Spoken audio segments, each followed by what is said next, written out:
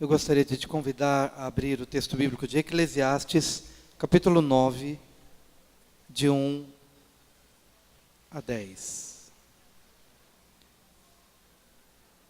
Eclesiastes 9, de 1 a 10 diz assim: Deveras me apliquei a todas estas coisas para claramente entender tudo isto, que os justos e os sábios e os seus feitos estão nas mãos de Deus. E se é amor ou se é ódio que está à sua espera, não sabe o homem. Tudo lhe está oculto no futuro. Tudo sucede igualmente a todos. O mesmo sucede ao justo e ao perverso, ao bom, ao puro e ao impuro.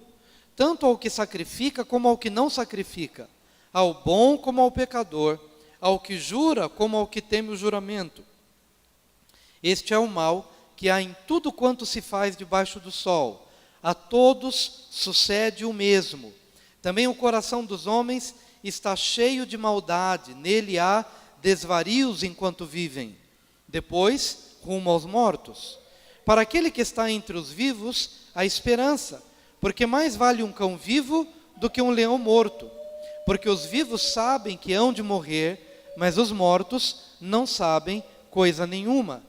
Nem tampouco terão eles recompensa, porque a sua memória jaz no esquecimento. Amor, ódio e inveja para eles já pereceram. Para sempre não têm eles parte em coisa alguma do que se faz debaixo do sol.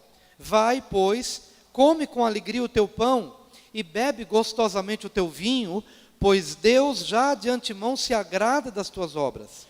Em todo tempo sejam alvas as tuas vestes, e jamais falte o óleo sobre a tua cabeça. Goza a vida com a mulher que amas, todos os dias de tua vida fugaz, os quais Deus te deu debaixo do sol, porque esta é a tua porção nesta vida, pelo trabalho com que te afadigaste debaixo do sol. Tudo quanto te vier a mão para fazer, faze-o conforme as tuas forças, porque no além para onde tu vais, não há obra, nem projetos, nem conhecimento, nem sabedoria alguma. Amém. Hoje eu gostaria de falar sobre o tema as expectativas da vida. Eu acredito que esse homem que escreve, ele tem autoridade para falar sobre expectativas de vida, porque Salomão foi um homem que fez muitas conquistas na vida. Castelos, mudou curso de rios, tronos, sabedoria, conhecimento da biologia, conhecimento da ciência, conhecimento da economia, conhecimento de edificação de prédios. Um homem que conheceu praticamente todas as ciências que a gente tem como conhecimento. Ele foi um homem que se especializou em tudo. Foi um homem que conquistou muito, foi um homem que teve muito dinheiro, e foi um homem que percebeu que, a despeito de tudo aquilo que ele conquistou, na verdade, bem poucas lhe deram realmente prazer. Bem poucas realmente estiveram dentro daquilo que realmente deveria fazer parte da vida dele. Ele, na verdade, descobriu que muito do que ele fez, muito do que ele se preocupou, muito do que ele conquistou, talvez ele pudesse viver bem melhor com muito menos, porque ele descobriu que a vida é simples. Outra coisa que ele descobriu é que o justo também sofre, e o ímpio também se regala. Então, em função de que a vida, às vezes, parece ser meio que injusta, né? Porque a gente, como justo, a gente tem uma expectativa de que nunca vai acontecer nada de ruim com a gente, né? Puxa, eu trabalho direitinho, eu pago meus impostos, eu não falo mal de ninguém, eu não persigo ninguém. E ele está se deparando com a realidade de que, apesar de você fazer tudo certinho, mas às vezes o mesmo mal que acomete o mal ou o ímpio, também acomete o justo.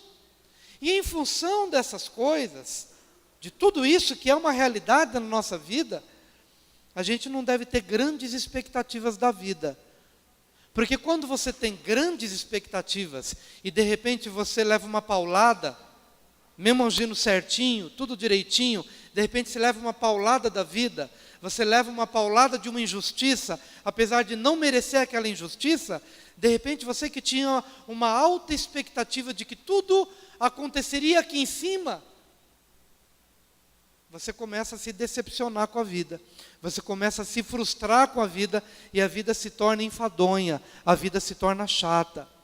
O que a palavra de Deus está querendo dizer é o seguinte, é que eu não devo viver as altas expectativas. Eu preciso entender que se Deus me levar para algo grande, glória a Deus, mas se eu conseguir enxergar Deus, não aqui em cima, mas enxergar Deus nas coisas básicas da vida, eu realmente serei feliz. Entende o que eu quero dizer? Porque, amados, aqueles que só vivem nas alturas, nunca conseguem agradecer o pão de cada dia. Aqueles que só vivem nas alturas, nunca conseguem desfrutar relação alguma de quem está perto, porque está sempre pensando em quem está longe. Aqueles que vivem com a cabeça no mundo da lua, aqueles que vivem com a cabeça em sonhos, talvez inatingíveis ou inalcançáveis, nunca conseguem sentir o cheiro da rosa, nunca conseguem ver a beleza do anoitecer, das estrelas, da lua, das nuvens, nunca conseguem se alegrar com um amigo próximo, nunca conseguem ver a família que está próxima, que está perto. O que a palavra de Deus está querendo trazer para nós é o seguinte, olha, cuidado, porque às vezes você vive uma expectativa irreal, vive com uma cabeça sempre em algo que vai acontecer, e não consegue enxergar o que já aconteceu, o que já chegou, o que Deus já te deu e que está próximo a você. E pelo fato de você não ver, você não vive.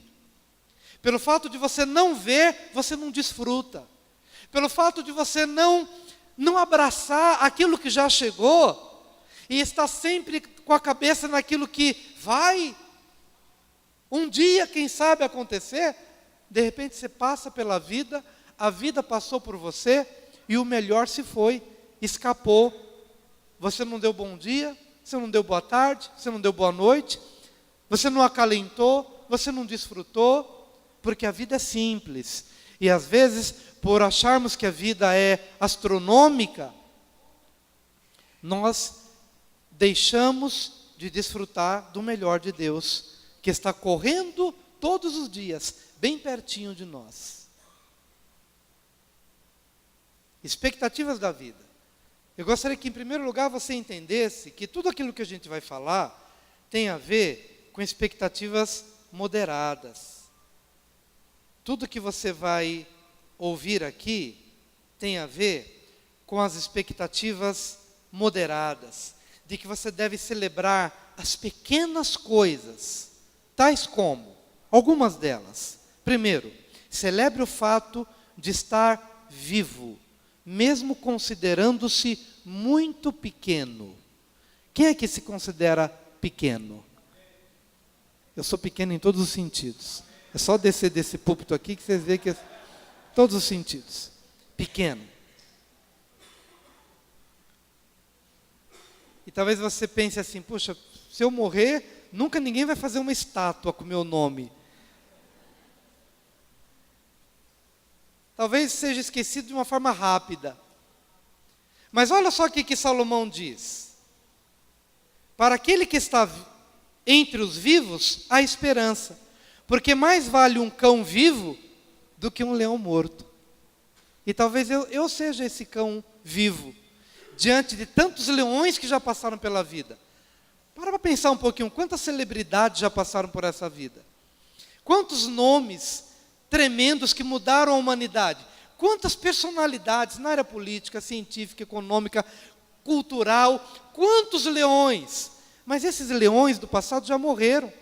E a Bíblia está dizendo que mais vale um cão vivo do que um leão morto. Ou seja, diante destas celebridades que já passaram pela vida, eu sou mais eu. Por quê? Porque eu estou vivo. Porque Deus me deu a graça de estar vivo. E Deus deu a graça a você de estar vivo.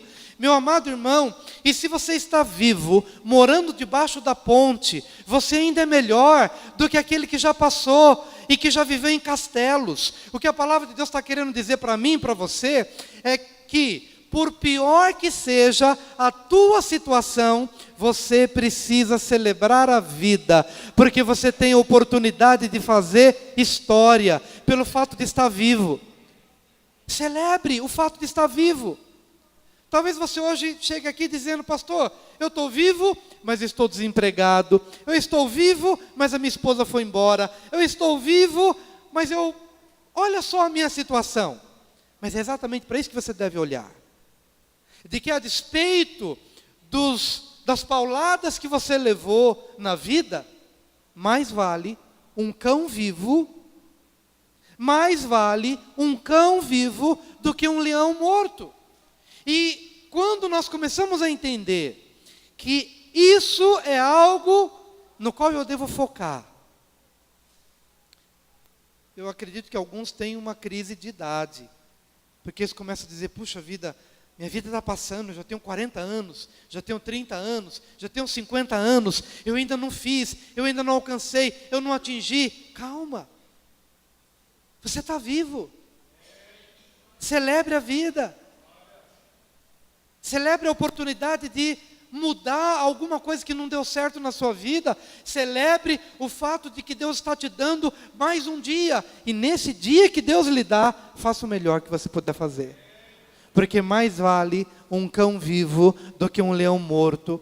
Mais vale o fato de que você está vivo, tendo a oportunidade de se renovar, de se reciclar, de renovar o seu entendimento, renovar o seu coração. Olha que bênção, hoje você está aqui. Isso é uma bênção. Esse é um motivo de celebração, você está aqui hoje.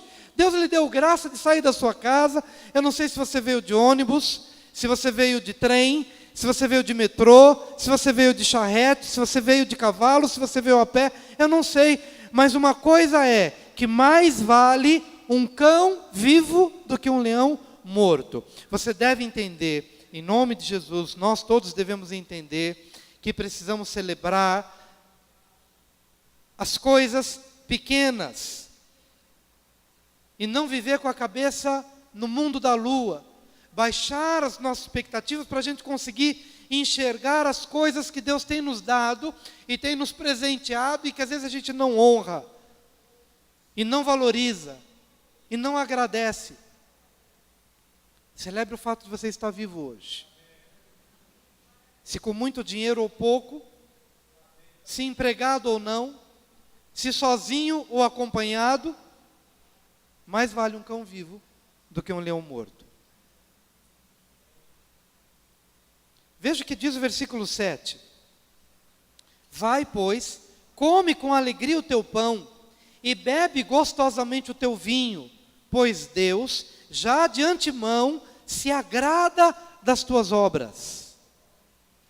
A segunda coisa que você deve entender e que você deve celebrar é o favor divino, que se manifesta no pão e no vinho, ao invés das grandes conquistas. Tem gente que só se considera abençoado quando alguma coisa muito grande acontece. Ele só consegue enxergar Deus quando ele é galardoado com uma coisa extraordinária. E então, quando alguma coisa muito grande chega como um pacote embrulhado e vem para a porta da casa dele, ele diz: olha, Deus se agrada de mim. E que a Bíblia está dizendo: olha, alegre-se pelo pão de cada dia, come com alegria o teu pão, e bebe gostosamente o teu vinho, porque só isso já é sinal de que o favor divino está escancarado para você. Se você entender assim, meu amado, você vai ser muito mais grato, e você vai ser muito mais feliz com Deus. Porque quando não chega esse presente grande, embrulhado, a gente sempre acha que Deus está de mal com a gente. A gente pensa assim: puxa, Deus nunca me agraciou com isso. Interessante que meu irmão, aquele irmão que quando eu era pequeno, eu feri a mão dele, né? Na janela. Esse meu irmão, nós crescemos, viu gente? A gente amadureceu e a gente parou de brigar. E ele, há pouco tempo, ele fez uma compra num shopping e ele foi sorteado com uma BMW. Que coisa tremenda. E ele tirou foto e colocou no Facebook, só para mostrar para a gente que ele ganhou a BMW. Estou brincando, eu me alegrei muito com isso. E foi uma bênção na vida dele, porque há um ano tinham entrado na empresa dele e ele teve um prejuízo de 80 mil reais. E durante aquele ano ele passou o deserto, teve que tirar dinheiro de banco, teve que pagar as pessoas por conta do prejuízo da empresa, teve que pagar um monte de gente, teve que se endividar até as tampas. Mas durante aquele ano, ele orou, ele perseverou, e o pessoal da igreja tudo ajudando. Olha, Deus vai te abençoar, e ele esperando, sem murmurar, sem reclamar, trabalhando, pagando as dívidas, fazendo o melhor dele. E depois de um ano certinho, Deus dá um bônus de 20 mil reais, porque o carro que ele ganhou valia 100 mil reais. Ele teve um prejuízo de 80 e ganhou um carro de 100 mil. Deus deu um bônus de 20 mil reais para ele, para dizer: eu sou fiel na tua vida, eu te abençoo, eu te ajudo, eu te dou graça. A graça de Deus, amados, que nos abençoa, que às vezes vem em nosso socorro quando nós estamos apertados, quando nós estamos angustiados. Deus que nos ama, Deus que cuida de nós. Mas eu dei esse exemplo porque às vezes, quando não acontece isso, quando a gente não é sorteado por nenhum shopping, quando a gente não ganha nenhuma bonificação, a gente acha que Deus virou as costas. A gente acha que Deus não se lembra da gente. E é exatamente essa mentalidade que a gente precisa mudar nessa manhã. Porque a Bíblia diz: come com alegria o teu pão e bebe gostosamente o teu vinho, porque há muito tempo Deus já se agradou de você. Por quê? Qual é o sinal de que Deus se agradou de você? O fato de você estar comendo e bebendo já é favor divino, já é a graça de Deus, já é a mão de Deus sobre a tua vida. Então alegre-se. Se não chegou a Mercedes do shopping center, se não chegou a BMW, alegre-se com as coisas corriqueiras que a cada dia se manifestam, que são fruto igualmente da bondade, da misericórdia, da graça, do favor, do amor, da bondade de Deus.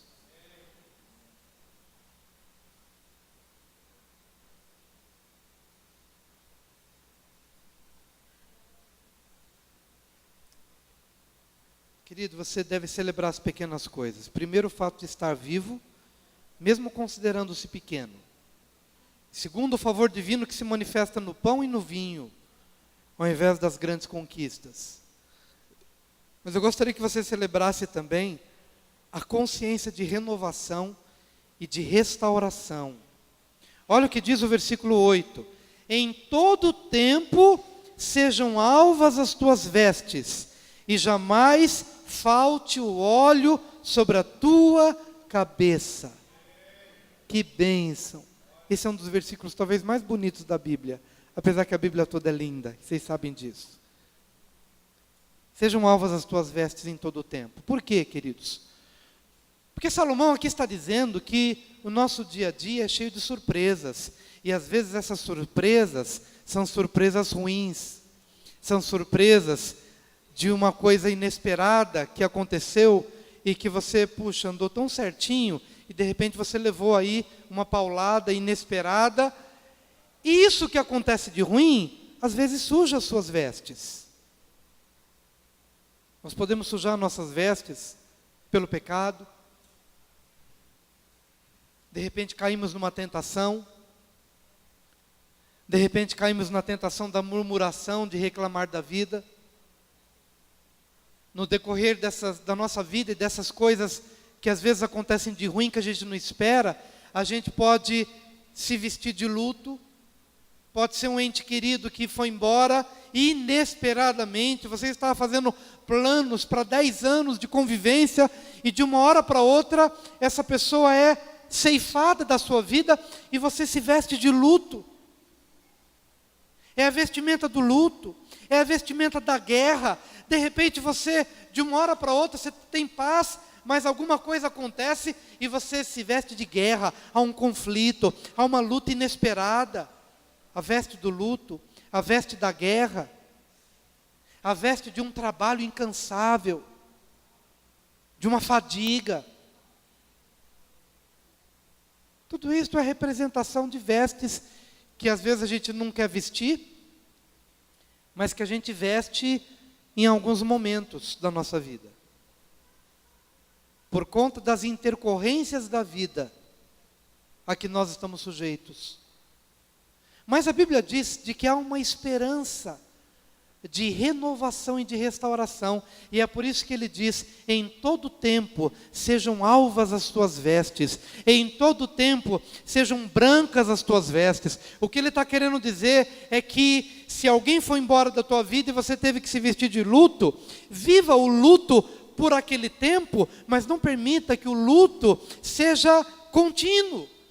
Não permita que o luto se torne um estilo de vida. Não permita que o luto se torne uma nova modalidade, se torne uma nova forma. Vista aquele luto por um tempo, pelo tempo devido, mas saiba se renovar, querido. Em Deus. Saiba se renovar, saiba se alegrar, saiba sair dessa dimensão de luto para entrar numa nova dimensão. E às vezes o luto não é porque alguém morreu, às vezes o luto é porque a gente mesmo vestiu o luto de um morto-vivo, ou de uma situação de alguém que não morreu, está vivo, mas é como se tivesse morrido para nós. Em todo tempo. O que eu de verdade quero que você entenda hoje aqui, porque antes de falar isso para você, eu procurei pensar, o que Deus quer de mim nesse sentido? O que Ele quer de mim, Wilson, antes de chegar e falar para as pessoas? E eu comecei a pensar, às vezes a minha vestimenta é de cansaço, é de fadiga. E às vezes eu deixo de celebrar, de colocar uma vestimenta de festa. Até ontem a gente estava falando sobre isso, né? Que até em casa, às vezes a gente fica ali, não relaxa, né? Até em casa, parece que a gente tem que estar pronto. Não se permite, às vezes, colocar uma bermuda, não se permite colocar um chinelo, porque, de repente, eu tenho que estar de prontidão para atender alguém, para socorrer alguém, para visitar alguém. Parece que eu tenho que estar sempre armado. E, às vezes, Deus quer falar para mim e quer falar para você. Meu querido, cuidado para que você, de repente, não se vista de uma armadura que não te permita descansar, que não te permita relaxar, que não te permita celebrar. Sejam alvas as tuas vestes. E meu querido, se você pecou, arrependa-se, porque o sangue de Cristo Jesus é o melhor alvejante que nós conhecemos. E olha que eu não sou muito entendido em coisas aí que é comum das mulheres. Eu nem sei se é alvejante mesmo, mas acho que é, né? É para tornar branco, né? É para tirar as manchas. Não existe coisa melhor do que o sangue de Cristo para tornar alvas as nossas vestes, as nossas vestimentas. É o sangue de Cristo que nos purifica. O sangue de Cristo apaga todas as máculas, todas as manchas do pecado, as manchas da iniquidade, da transgressão, aquilo que fez parte da sua vida, que você se envergonha hoje. Hoje você olha para trás e pensa, se eu pudesse voltar no passado, eu não teria entrado por esse caminho. E há uma mácula na sua vestimenta. Há um peso na sua vida por conta das memórias. E a Bíblia diz que o sangue de Cristo nos purifica. As vestimentas, como que o Juninho pregou no encontro de homens, já estragando a surpresa das mulheres. Mas só para deixar um gostinho, água na boca para as mulheres. Sejam alvas as suas vestes. Se você pecou, você pode se arrepender. Se você entrou em luto, você pode trocar as vestes de luto. Se você entrou em guerra, você pode tirar a vestimenta de soldado não que você deixe de batalhar, mas tirar e se vestir de branco, no sentido de descanso, de refrigério diante de Deus. E nunca falte óleo sobre a sua cabeça. O óleo te capacita para um novo dia. Óleo tem a ver com unção. Unção tem a ver com capacitação. Tem dia que a gente acorda e põe o pé no chão e fala: Deus, será que eu tenho força para esse dia? Tem. Nunca falte o óleo sobre a tua cabeça, porque esse óleo te renova para mais um dia. Esse óleo te renova, essa unção te renova. E essa unção também, o óleo sobre a cabeça, tem a ver com cura. Nunca falte o óleo da cura sobre a tua cabeça. Vestimenta branca e óleo sobre a cabeça. O óleo te capacita a viver novos ciclos. E o óleo traz cura para a sua vida. Em nome de Jesus.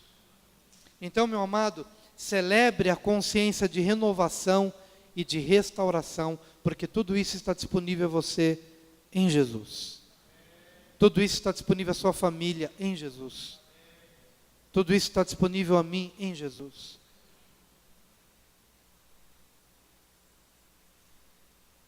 Versículo 9. Goza a vida com a mulher que amas, todos os dias de tua vida fugaz, os quais Deus te deu debaixo do sol, porque esta é a tua porção nesta vida, pelo trabalho com que te afadigaste debaixo do sol. Em quarto lugar, entenda, celebre o fato de que o seu maior tesouro não são as grandes construções, os grandes prédios, as grandes empresas ou as grandes nações. O seu maior tesouro é a sua família. O seu maior tesouro é a sua casa. Goza a vida com a mulher que amas todos os dias da tua vida, porque este é o teu quinhão, esta é a tua recompensa por todos os dias da tua vida que te afadigaste debaixo da terra. Eu não sou muito especialista em filmes, como o pastor Raimundo gosta de pregar em cima dos filmes, mas tem um filme muito interessante, O Diário de uma Paixão, e que fala de um casal. Só vou contar um pouquinho aqui, não sou muito de contar filme não, mas O Diário de uma Paixão conta a história de um casal que viveu as suas lutas, grandes lutas, mas venceu e ficou firme, um leal ao outro. E ela, já na fase adulta, ela foi acometida do mal de Alzheimer, e ela começou a esquecer todo mundo. Esquecia o marido, esquecia que tinha filhos, os filhos iam visitá-la na clínica, e ela nem sabia que eram os filhos dela, e tinha momentos que ela se lembrava do marido, tinha momentos que ela se esquecia, e o marido decidiu ficar ali com ela na clínica para contar a história para ela todo dia. Todo dia ele estava lá para contar a história. O marido não precisava se auto-internar na clínica, mas o fez por causa dela, para estar com ela contando histórias. E um dia os filhos vão visitá-la, e visitar o pai, e quando a mãe sai, os filhos chegam para o pai e dizem: pai, volta para casa, o senhor não precisa estar aqui, volta para casa, descansa em casa. E ele falou: não, a tua mãe está aqui, ela é a minha casa. Ela é a minha casa. Queria que você guardasse isso no teu coração. Que o teu maior valor é a tua casa. Que o teu maior valor é a tua casa. Eu sei que ao falar sobre isso, a gente lida com realidades tão diferentes. Porque as pessoas aqui da igreja estão em situações diferentes. Um é viúvo, o outro é separado. Mas de uma forma ou de outra, querido, eu sei que Deus trará sempre o consolo para cada um na área em que cada um se encontra. Mas eu não posso deixar de falar que talvez as tuas maiores conquistas não estão em coisas que estejam fora. Mas a sua maior conquista é no que está próximo. Por isso, goza a vida. Ame o máximo que você puder amar pelo tempo que Deus lhe der, ou der a essa pessoa que está do seu lado. E se você não tem mais hoje a oportunidade de ter alguém do seu lado, desfrute algo que Deus lhe deu, fruto da sua vida, e faça o seu melhor. Ame com intensidade, cuida direitinho, cuida com carinho, prepara a roupinha dele ou dela com carinho, não faz de qualquer jeito. Se vai trabalhar para trazer o pão, quando chega em casa, não chega chutando tudo, porque alguma coisa deu errado no trabalho. Volte com carinho. Faz direitinho o que você precisa fazer. Ame, porque este é o teu quinhão, esta é a tua recompensa, por tudo aquilo que você faz debaixo do sol. Não estamos falando de eternidade. Salomão não está falando da eternidade, está falando da vida, do dia a dia, do nosso dia a dia. Então fala direitinho com as pessoas da sua casa, fala com carinho, fala com educação, faz o seu melhor, e Deus vai dar graça no seu caminhar. Seu maior tesouro é a sua casa. Em último lugar, no versículo 10, tudo quanto te vier a mão para fazer, faze-o conforme as tuas forças, porque no além, para onde tu vais, não há obra, nem projetos, nem conhecimento, nem sabedoria alguma. Claro que aqui ele não está falando de eternidade. A eternidade é assunto para outros escritores da Bíblia. Tem sim um céu maravilhoso, tem uma vida a desfrutar com Deus, mas ele aqui se preocupou em falar da vida presente. Então, na vida presente, a última coisa que você deve celebrar são as oportunidades. Tudo quanto te vier a mão para fazer, faze-o conforme as tuas forças. Aproveite as oportunidades. Estava falando ontem lá na chácara, Serê, porque eu gosto de estudar um pouquinho a biografia de algumas pessoas assim que deixaram um legado interessante. E nessa semana, todos aqui sabem que faleceu o fundador das Casas Bahia, Samuel Klein, que era um judeu polonês, que viveu numa época de perseguição. A família dele foi perseguida pelo nazismo, e a família dele foi dispersa. Mãe e filhas foram para um campo de concentração, e ele, o Samuel, e o pai foram para um outro campo de concentração. Ele era pequenininho, mas ele aproveitou uma oportunidade e ele fugiu. Primeira oportunidade que ele teve, ele fugiu. Dormiu uma noite na mata, e depois correu e achou um lugar, e se refugiou numa família que o acolheu, e depois ele voltou e reencontrou o pai e os irmãos, menos a mãe, mas ele reencontrou a família. E a vida dele foi uma vida de oportunidades. Deu uma brechinha, entrou por aquela oportunidade, escapou. Entrou uma brechinha, aproveitou a oportunidade, fez o melhor. Foi para a Bolívia, da Bolívia veio para o Brasil e comprou uma loja pequena, com uma carteira de clientes de 800 clientes, e hoje milhões e milhões de clientes, porque foi um homem que soube aproveitar as oportunidades que a vida lhe apresentou. Para aproveitar as últimas oportunidades, ele teve que aproveitar as pequenas oportunidades. E talvez você tenha pequenas oportunidades que passam pela sua vida e às vezes você deixa escapar, porque você só consegue olhar para as grandes oportunidades. Mas as grandes oportunidades Por exemplo, ele não teria milhões e milhões e milhões de clientes das Casas Bahia se ele não aproveitasse a pequena oportunidade de fugir do campo de concentração. De talvez comprar uma pequenina loja. Às vezes nós colocamos os pés pelas mãos e a gente só está pensando em coisa grande. E esquece de que as coisas grandes são decorrentes das pequenas oportunidades que nos surgem pelo caminho. Por isso que a Bíblia diz: tudo quanto te vier à mão para fazer, faze-o conforme as tuas forças. Uma vez eu pedi para o Pascoal, ora, vem no sábado orar 1 hora antes do culto jovem. Era por um período só. Por um período de 40 dias. E terminou o período de 40 dias, eu esqueci de falar para ele que ele não precisava mais vir orar. E passa 1 mês, 2 meses, 3 meses, 5 meses, 6 meses. Ele me procura dizendo: pastor, eu estou firme aqui orando, viu? E eu cá com meus botões, pensei assim: puxa, e agora para dizer para ele que não precisava mais?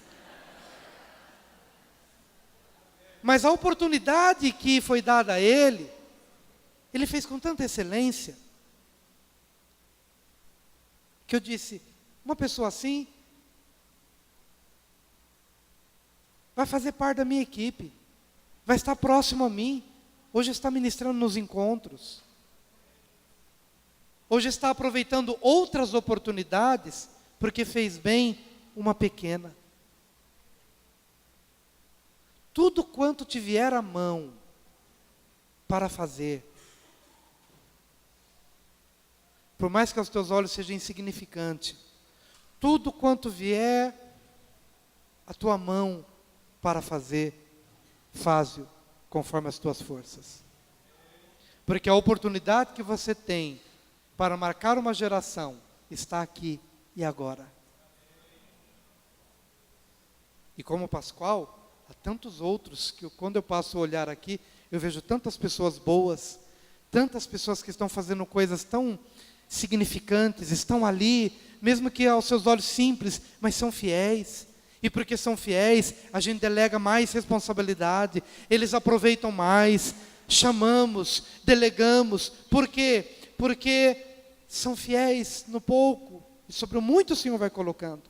Tudo quanto te vier à mão para fazer, faz-o conforme as tuas forças. Eu quero te convidar a vir aqui à frente.